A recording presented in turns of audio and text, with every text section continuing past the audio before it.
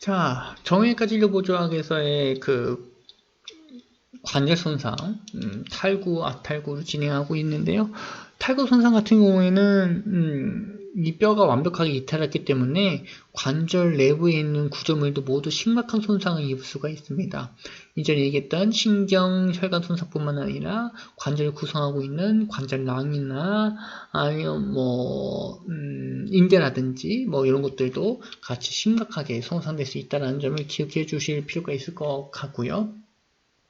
이제는 뼈 손상에 대해서 이야기를 해볼까 하는데, 여러분들이 정확하게 골절을 구분할 수 있는 내용은요, 여기 있습니다. 뼈의 연속성을 파괴시키는 과정이 골절이다라는 점.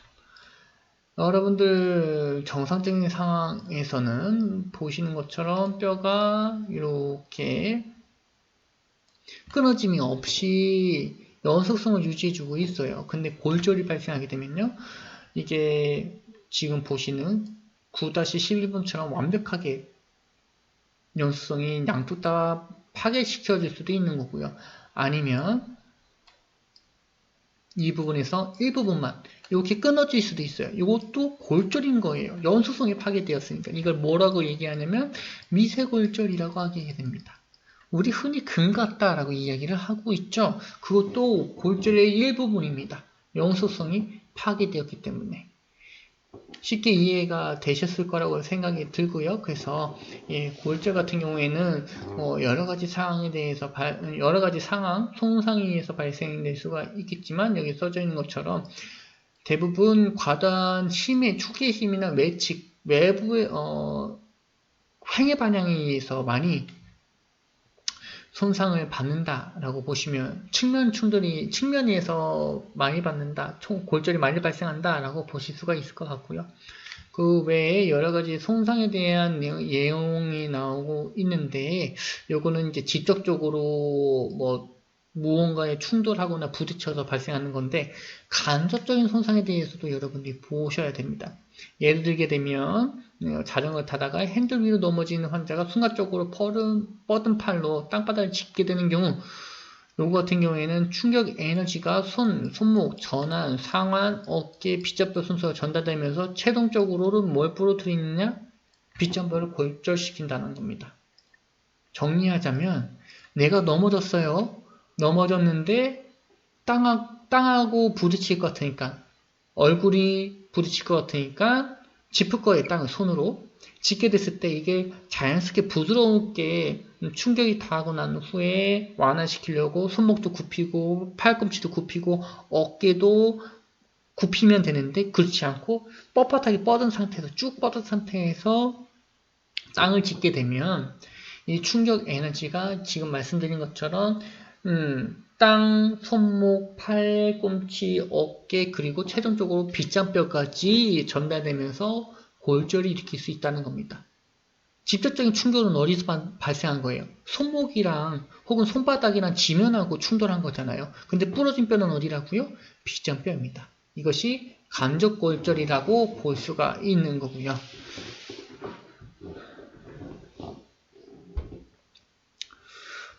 그 위쪽에 있는 내용들은 나중에 하나하나씩 볼 거니까 그냥 보고 넘어가 주셔도 상관이 없을 것 같고요. 또 하나 보셔야 될 거는 뭐냐면, 요겁니다. 다발성 손상 사고의 80%는 중증의 근골격계 손상을 수반한다는 점을 꼭 기억해라. 골격계하고 근육은 여러 가지 기능이 있겠지만 또 뭐의 기능이 있었냐면 내부 장기를 보호하는 기능도 있었습니다. 그러다 보니까 외부 충격이 가해지게 되면 이 연부조직과 근골격계 손상이 먼저 발생하는 거죠. 그래서 다발성 손상이 발생한다는 소리는 내부 장기 외쪽으로도 근골격 손상이 동반되어진 건데, 근골격계에서 외부 충격을 막아주면 좋겠지만 막지 못하고 내부까지 에너지 전달이 되면 내부 장기의 간이라든지 혹은 비장이라든지 콩팥이라든지 이런 것들이 손상당하게 된다라고 보시면 되는 거고, 이렇게 뼈도 부러지고 간도 파열되고 이런 상황에서는 매우 심각한 중증 환자라고 보실 수가 있는 겁니다. 그래서 대부분의 중증 손상 환자는 내부 장기만 파열되는 경우도 있겠지만 내부 장기뿐만 아니라 외부에 있는 골격계도 혹은 근육도 손상당하는 경우가 많다라고 이렇게 이해해 주시면 될 것 같아요.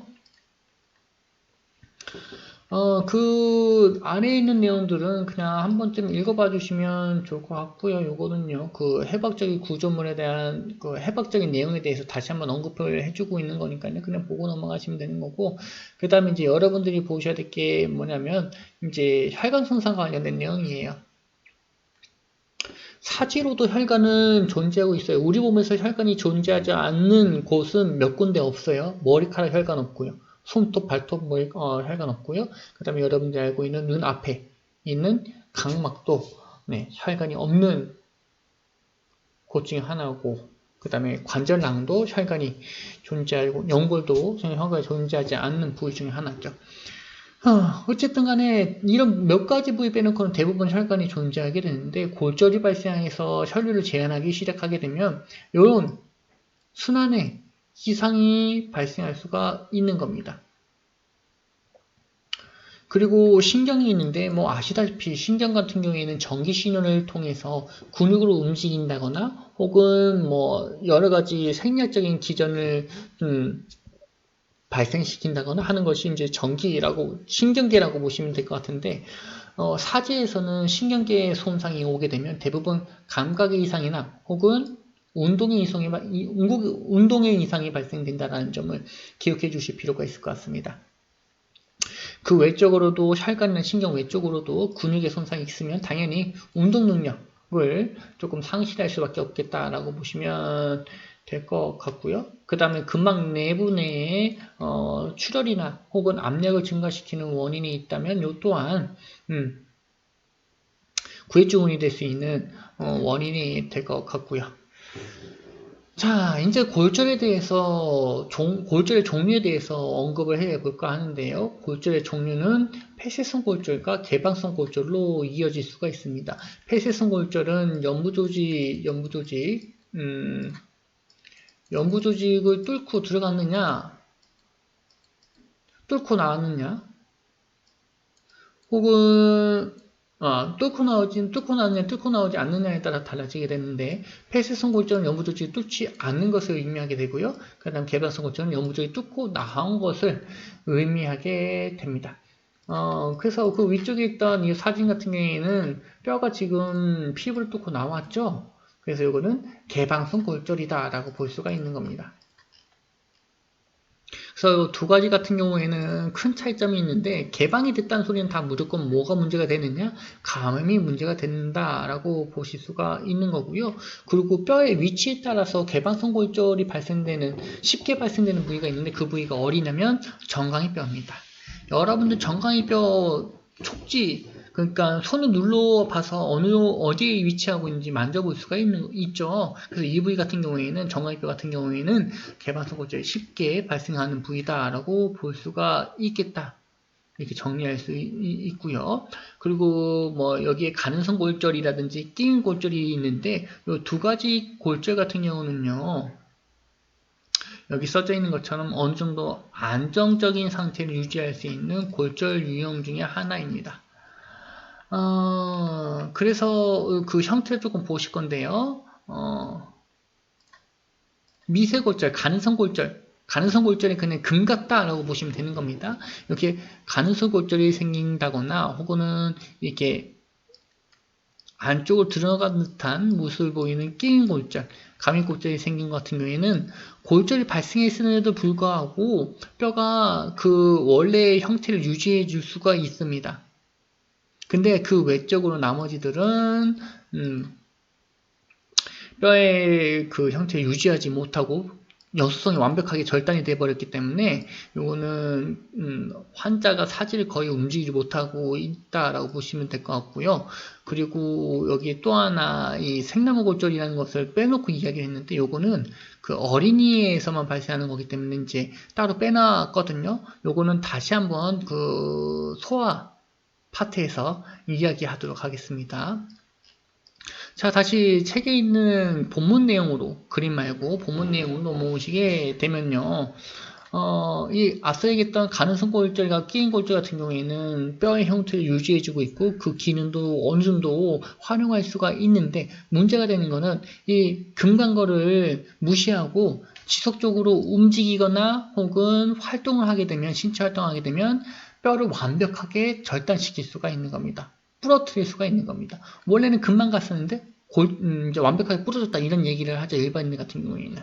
그렇게 악화시킬 수 있다는 점을 기억해 주실 필요가 있을 것 같고요. 그래서 뭐 금방 간 상황이라도 적절한 부목을 사용해서 회복 기간 치료를 받아야 된다라고 이해해 주시면 될 것 같습니다. 그리고 또 하나 같은 경우 이제 다른 형태의 골절을 보실 건데요. 가루골절 같은 경우에는 90도 수직으로 인해 부러진 거고요. 이것도 우선은 그림을 보고 이해하는 게 좀 더 낫겠네요. 보시는 것처럼 가루골절 같은 경우에는 외측에서 가해지는 힘에 의해 부러진 뼈가 완벽하게 두동강 난 상태가 가루골절이다라고 보시면 될 것 같고요. 빗골절이라고 있는데 요거는 사선 방향으로 이제 에너지가 가해져서 골절이 발생했다라고 보시면 될 것 같습니다. 이런 것들은 대부분 자동차 내가 횡단보도를 걸어가고 있는데 이 사람이 이렇게 걸어가고 있는데 옆에서 차가 맹하고 달려와가지고 허벅다리를 치는 경우가 이런 가로골절이 많이 발생하는 상황이라고 보실 수가 있는 거고요. 빗골절도 마찬가지고요. 이거는 방향성만 좀 틀리다라고 보실 수가 있는 겁니다. 그리고 분쇄골절이라는 것이 있는데 말 그대로 분쇄골절은 뼈가 완벽히 으스러진 상황이에요. 그래서 이거는 이제 미국 책이니까 총상을 또 예를 들고 있을 거거든요. 이 책에서는요. 그래서 총알이 이렇게 지나가게 되면 왱 하고 돌아가면서 쾅 뼈를 통과했을 경우에 완벽히 이 부분을 분쇄시킨다. 으스러뜨리는 상황이 생긴다라고 보시면 되는 거고, 뭐 이 외에도 공장 같은 곳에서 뭐 이렇게 압력을 주는 무언가 찍는 형태의 공장 에서도 이런 분쇄골절이 발생할 수 있겠죠. 그래서 여기에 막 음식을 만들어요. 그리고 여기에 음식물 같은 것들이 있고 이게 위아래로 움직이면서 여기를 빻는 거죠. 빻는 건데 잘못해서 손을 딱 집어넣게 되면 손이 이 무거운 강력한 힘을 가지고 있는 기계에 의해서 손이 완벽하게 으스러지겠죠. 이럴 때에도 이제 분쇄골절이 발생할 수가 있습니다. 그와 관련된 내용들이 여기 두 번째 단락과 관련돼서 설명을 해주고 있고요.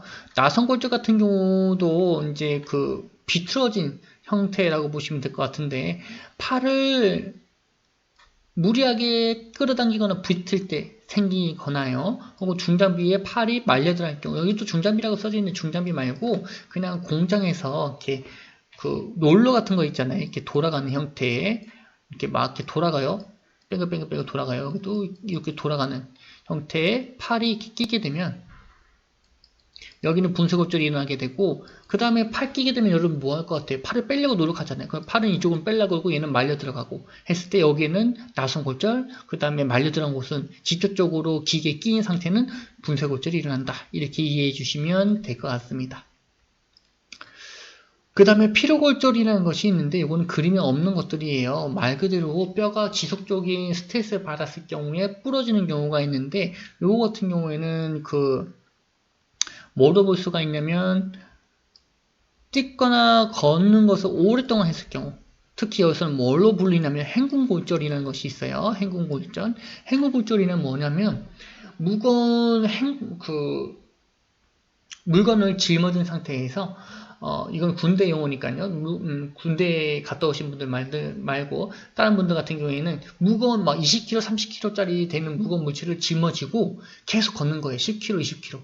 그러면 이 발바닥 쪽에서 발바닥을 형성하고 있는 여러 가지 뼈들 중에서 약한 중수골등이 피로로 인해서 허리뼈 등이 피로로 인해서 부러질 수가 있습니다. 충격을 받은 것이 아니라 지속적으로 걷게 됨에 따라서 나보다 더 무거운 내 체중을 버티는 것이나 내 체중보다 추가로 20kg, 30kg 무거운 무게를 들고 오랫동안 걷게 됨에 따라 피로가 누적되게 되는데 그 누적된 피로로 인해서 뼈가 부러지는 상황이 뭐 행군골절이다, 피로골절이다 이렇게 볼 수가 있는 겁니다. 그리고 중요한 내용이 하나 더 나오는데 이 부분 지방색정증이라는 것이 있어요. 골절 중에 가장 심각한 합병증이 지방색정증입니다. 그래서 뼈가 부러지게 되면요, 주변에 있는 혈관, 골수공간을 손상시키게 되고 여기서 문제가 되는 것은 반액체 형태로 저장된 지방이 손상 부위로 방출되게 되고 그리고 이 방출된 것이 혈관, 찢어진 혈관을 통해 안으로 들어오게 된다. 그리고 안으로 들어온 이런 지방들이 심장으로 향하게 된다. 라고 보시면 될 것 같고, 그리고 이런 지방이 폐순환에서 폐에 머물게 되면 폐색조증, 관성동맥에 머물게 되면 심근경색증, 머리에 머물게 되면 뇌경색이 된다. 이렇게 보실 수가 있는 겁니다. 그래서 이런 지방색조증 같은 경우에는 중증의 커다란 뼈, 크고 긴 뼈에 골절 후 처치를 하려고 부목을 대려고 여러 가지 조작을 하다가 발생하는 경우가 있습니다.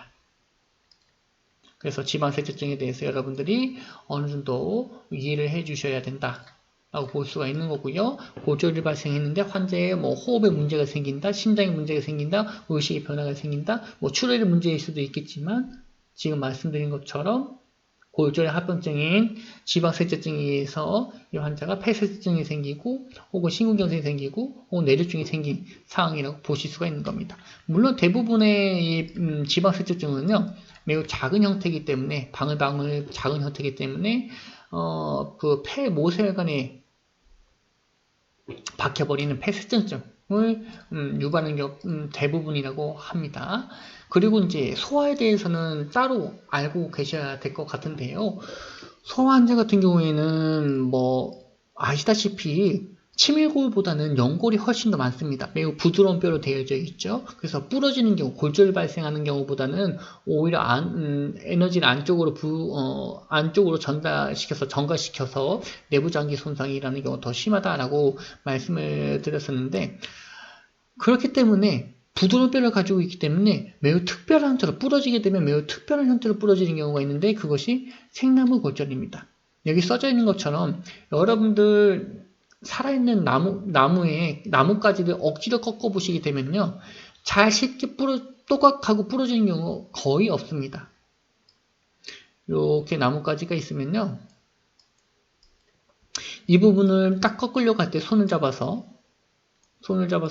딱 꺾으려고 할 때 단반에 똑같하고 부러지는 경우가 없어요. 대부분 어떻게 부러지느냐? 이렇게 쉬죠.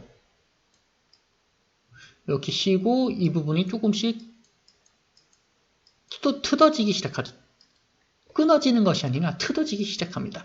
이것이 생나무 골절, 유아에서 발생되는 골절의 유형 중에 하나라고 보시면 될 것 같습니다. 그래서 여기 써져 있는 것처럼요, 뼈막과 골조직이 손상되고 손상을 입지 않은 부분에서는 뼈막과 골조직이 손상되지 않았기 때문에 생나무 골절이 한쪽이 각이 지고 다른 쪽은 골절되지 않은 상태로 유지가 됩니다. 그래서 요거 같은 경우에는 휜다라고 말씀드렸잖아요. 이렇게 되어져 있는 가지 부분이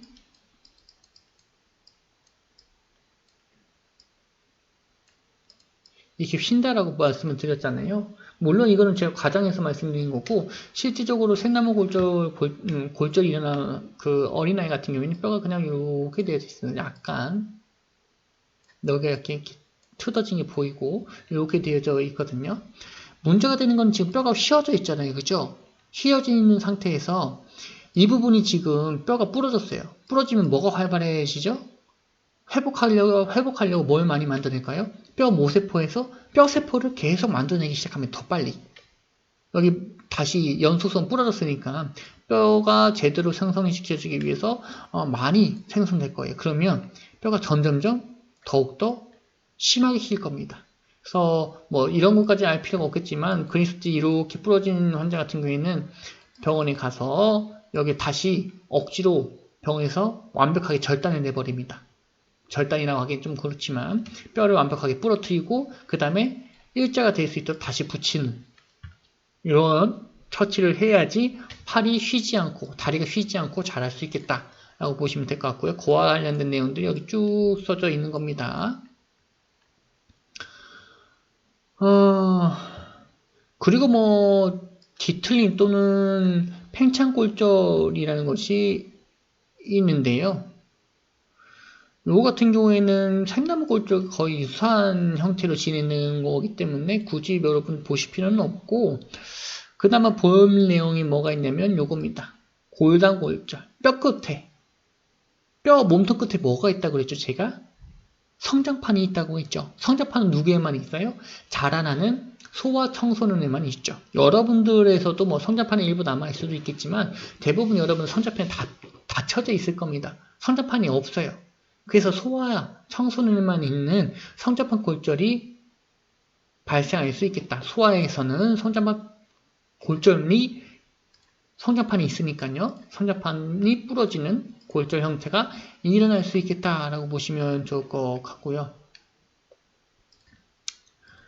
그 아래에 있는 내용들은요, 요거는 그 생나무 골절에서 했던 내용들과 동일하기 때문에 굳이 보실 필요는 없을 것 같고, 여기에 이제 살타 해리스라는 내용들이 나오는데, 요거는 뭐냐면 성장판 골절 관련된 내용입니다. 자, 그래서 그거 관련돼서 보시게 되면요. 1에서 5까지, 5번까지 있는데 이쪽으로 5번으로 갈수록 더욱더 심각한 손상이라고 보시면 됩니다. 여러분들이 봤을 때는 얘는 뭐 저쪽에 떨어지지도 않고 성장판에 잘 붙어있는데 왜 얘가 제일 심각하지라고 볼 수가 있는데요. 하나하나씩 얘기를 해보자면요. 얘는 성장판이 그대로 남아져 있는 상태고 얘도 뼈 몸통 끝이 그대로 남아져 있는 상태에서 그냥 분리된 겁니다. 손상 없이. 그래서 다시 붙이기만 한다면 별 문제 없이, 뭐 지속적인 관찰은 필요하겠지만, 큰 문제 없이 양쪽 다리가 혹은 양쪽 팔이 길이가 차이 나지 않고 붙을 수가 있어요. 얘 같은 경우도 보시게 되면요. 성장판이 어느 정도 살아있고, 여기 성장판하고 붙어 있는 뼈 몸통 끝의 일부분이 떨어져 나간 상태입니다. 그렇죠? 그래서 요거는, 요것 또한 이 부분만 다시 접합할 수 있는 시술이 진행된다면 뼈가 자라는데 큰 문제가 되진 않을 것 같아요. 그죠? 그리고 세 번째 보시게 되면요. 이 성장판이 끊어졌어요. 성장판이 손상을 당했고 그 다음에 뼈 끝이 골절되는 상황. 네 번째로 가게 되면 성장판도 끊어졌고 뼈 끝도 끊어지고 뼈 몸통 끝도 끊어진 상황. 다섯 번째는 뭐냐면 이 압박골절이라고 해서 뼈 몸통 끝하고 뼈 끝하고 여기 압박골절이 일어난 거예요. 여러분 잘 자세히 안 보겠지만 거기에 추가적으로 뭐가 일어나냐면 전반적인 성장판의 손상이 일어난 겁니다. 여러분들이 이 살타리스를 볼 때 가장 쉽게 구분할 수 있는 심각성을 쉽게 확인할 수 있는 그 방법이 뭐냐면 성장판과 연관되어져 있는 골절이 얼마큼 일어나느냐, 성장판이 얼마큼 손상을 받았느냐가 첫 번째. 성장판의 손상. 두 번째는 성장판과 붙어있는 뼈들의 골절이라고 보시면 됩니다. 그래서 다시 정리하게 되면 첫 번째하고 두 번째는 성장판의 손상이 전혀 없어요. 그죠? 손상이 전혀 없는 겁니다. 3번부터 성장판 골절이 일어난 건데, 성장판의 손상이 일어난 건데, 3번, 4번은 일부분의 성장판의 골절이 일어났고, 이 3번 같은 경우에는 연관된 뼈가 하나, 4번 같은 경우에는 연관된 뼈가 2개인 겁니다. 그죠? 하나보단 2개 부러지는 게 더 심각하겠죠? 단순하게 이렇게 나누셔도 상관없을 것 같고요. 그 다음에 맨 마지막에는 선전판 손상이 매우 심각하게 일어난 상황. 여기가 다 부러진 거예요. 선전판이 다 눌린 거예요. 지금 책에서는 잘 표시가 잘 안 되고 있는데 이 넓이하고요. 이쪽에 있는 넓이하고 차이를 한번 보세요. 훨씬 더 그 높이가 짧아졌죠. 이 짧아진 만큼 성장판은 완벽하게 손상을 입었다라고 볼 수가 있는 겁니다. 그래서 이 살탈리스는 이렇게 정리를 하시면 될 것 같고요. 수업은 여기까지 하도록 하겠습니다.